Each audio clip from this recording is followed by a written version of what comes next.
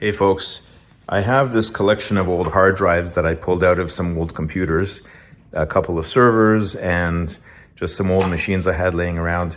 And they're useful because I can still read them and there's some data backed up on this. And if I need to, I want to use them for just regular data backup because they're still functioning drives. I just don't want them installed in the machines. And if I use a laptop, for example, I just want to be able to dock a drive, back up some stuff, and then keep it somewhere hidden away. So I have a few drives here. You can see this is a Western Digital from circa, does it have a date code here somewhere? This is the largest drive I have. It's a 1 terabyte out of this collection here. And I can't tell what date it says here. Oh, here, February 2019. So this is already about 5-6 years old now, okay? And we have a couple of other drives. The Seagates are actually, I believe, mirrored drives from a server. And these are both quite old. One is still in a mounting hardware, and the other one I pulled out. And you'll see date code 10034. So I'm assuming that's 2010. They're both 500 gigabyte, and that's now almost 15 years old, these drives. The server died, but the drives didn't. The motherboard went.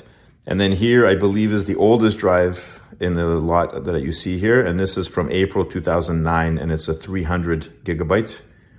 The Western Digital Velociraptor. This was also in the server.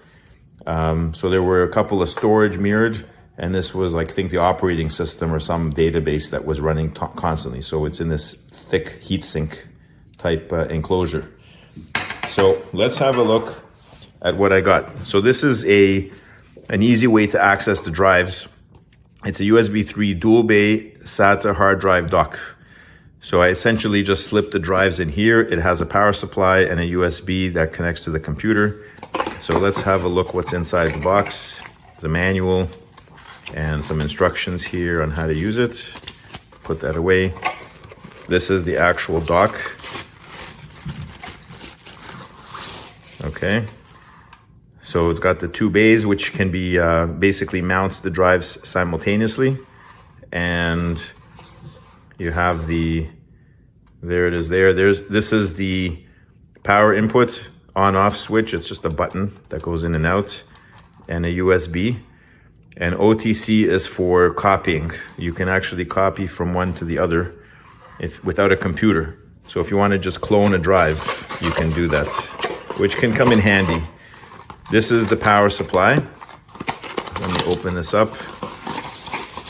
Okay, so we have in this bag the USB cable, but any USB will do as long as it's the old type A. I believe that's what it's called.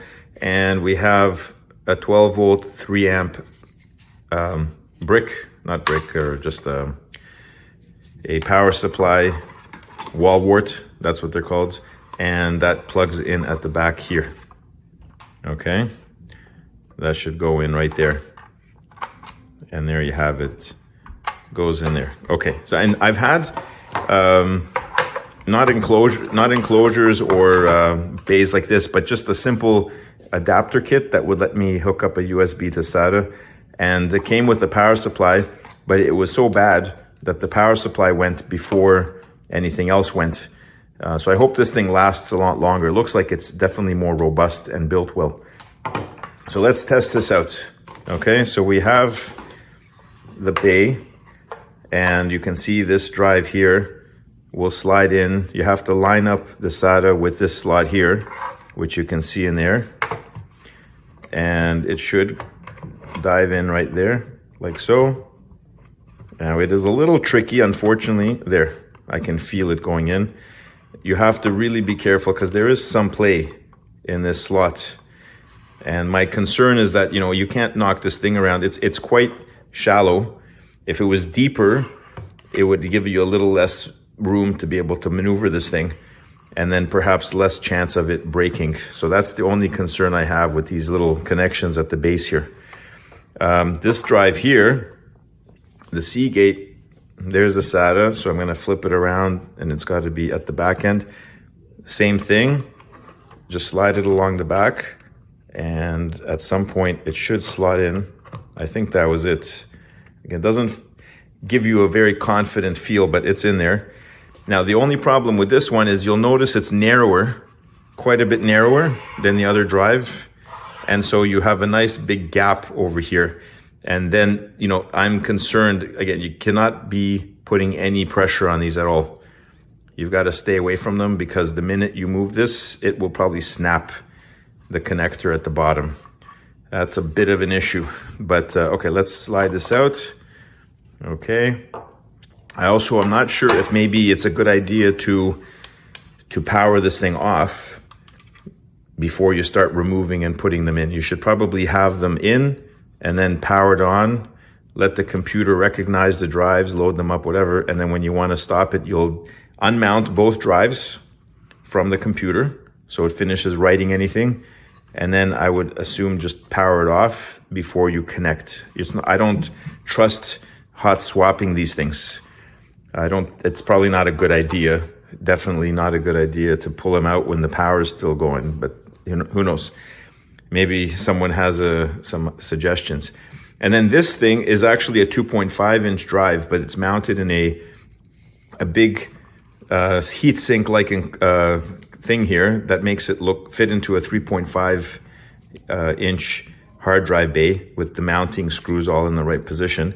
I thought about taking the drive out by unscrewing these, but I gave up because it was mounted so strong. I was stripping these screws. So there's no point because if you look, I can still slide this in here. It's just a little bit tricky because it is quite beefy. And there, it's in. And you can see it's about the same size as the other drive, even though it's a smaller drive, and it does wiggle a bit, not so much.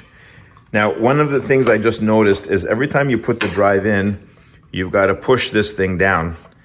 And you can see there's scuff marks already forming there every time you push it.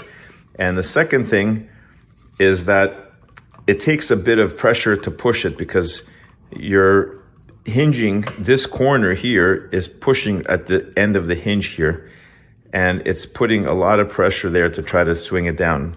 So it almost helps to like kind of angle it in like this when you drive it in.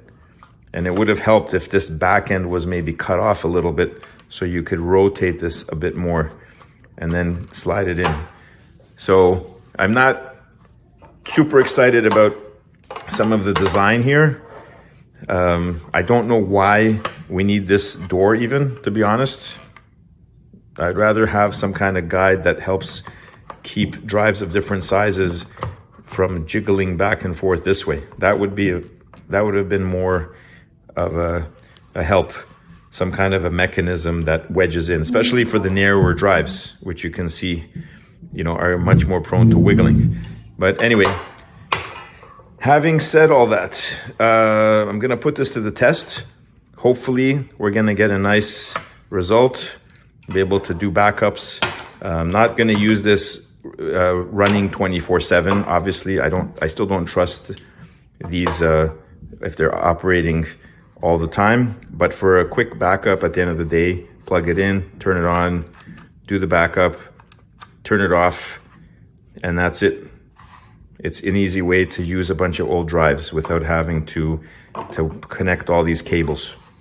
And then one last thing, we're gonna remove this thing. So we're gonna cue up the music like everyone else does. I'll see if I can do this slowly.